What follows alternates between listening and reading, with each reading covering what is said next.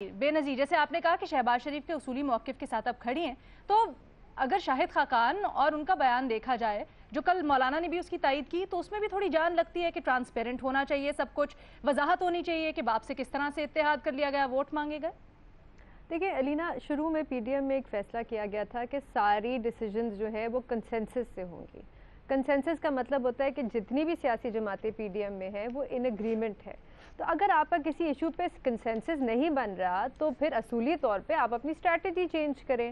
دوسرا آپشن یہ ہے کہ اگر کنسنسس نہیں بن رہا تو آپ پی ڈی ایم کو ڈیزالو کر دیں۔ اب وہ مولانا صاحب کریں گے نہیں، کیونکہ ان کے پاس ایک ہی عہدہ ہے ابھی، اور وہ یہ ہے کہ وہ پی ڈی ایم کے صدر ہیں، تو وہ بھی آپشن آؤٹ ہے۔ تو پھر یا تو آپ کنسنسس سے فیصلہ کر لیں، یا آپ ڈیسائیڈ کر لیں کہ یہاں پہ میجورٹی چلے گی، جو میجورٹی جماعتیں جو فیصلہ کریں گی۔ جو مولانا صاحب نے رات کو اپنی پریس کانفرنس میں بھی کہا، اور مجھے بڑی عجیب سی ان کی یہ بات لگی کہ انہوں نے کہا اگر 9 سیاسی جماعتیں جو ہیں وہ ایک فیصلہ کر رہی ہیں تو ایک کو سرنڈر کر لینا چاہیے۔ کیوں سرنڈر کر لینا چاہیے؟ کس قسم کا ایک اتھارٹیرین قسم کا مائنڈ سیٹ ہے، زبردستی ہے؟ کنسنسس بنائیں، آپ کا کام ہے، ایک موومنٹ ہے اور ڈیموکریٹک موومنٹ ہے۔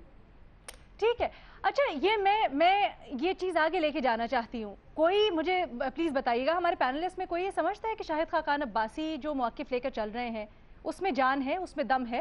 دیکھیے، پہلے طے کرنا پڑے گا کہ یہ کہاں سے شروع ہوا۔ چک شہزاد میں جو میٹنگ ہوئی اس میں کس کا فالٹ تھا؟ آپ بغیر یہ طے کیے ہوئے آپ نے شو کاز نوٹس ایشو کر دیا۔ طے کیا ہوا تھا؟ طے ہوا تھا لانگ مارچ کا، کہ لانگ مارچ کیا جائے گا۔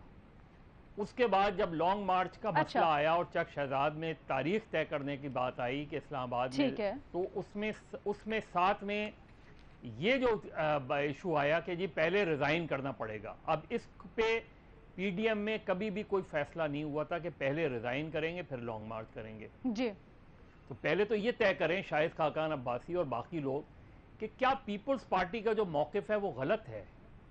اگر آپ نے آل آف اے سڈن جو ہے آپ ریزگنیشن والی بات لے آئے اور اس سے پیپلز پارٹی اختلاف کر رہی ہے، تو پھر پیپلز پارٹی پی ڈی ایم کے فیصلوں سے تو نہیں منحرف ہو رہی۔ تو اس لیے یہ جو چیز ہے، یہ جو چلی ہے سر، لیکن وہ اتحاد کے اوپر وضاحت تو اسی کے اوپر طلب کی گئی تھی نا، میں زرداری صاحب نے جو زرداری صاحب نے میاں صاحب کے حوالے سے جو ٹونٹ کیا تھا، اس کی بنیاد پہ مجھے لگتا ہے کہ کچھ لوگوں نے انا کا مسئلہ بنا لیا۔ اچھا رسول بخش صاحب، شاہد خاقان عباسی اپنی زبان نہیں بول رہے، یہ میاں نواز شریف کی زبان بول رہے ہیں، اور میں نہیں سمجھتا کہ یہ ان کی سیاست ہے، یہ لندن کی سیاست ہے، اور شہباز شریف صاحب پاکستان کی سیاست کرنا چاہتے ہیں۔ تو ان دونوں میں بہت فرق ہے، واضح طور پر فرق ہے۔ ہم پہلے بھی کئی دفعہ کہہ چکے ہیں کہ اگر پاکستان پیپلز پارٹی اس اتحاد کا حصہ نہیں تو یہ کھوکھلا اتحاد ہے، اور اس کھوکھلے اتحاد میں اگر کوئی ایک جماعت ہے تو وہ مسلم لیگ نون ہے۔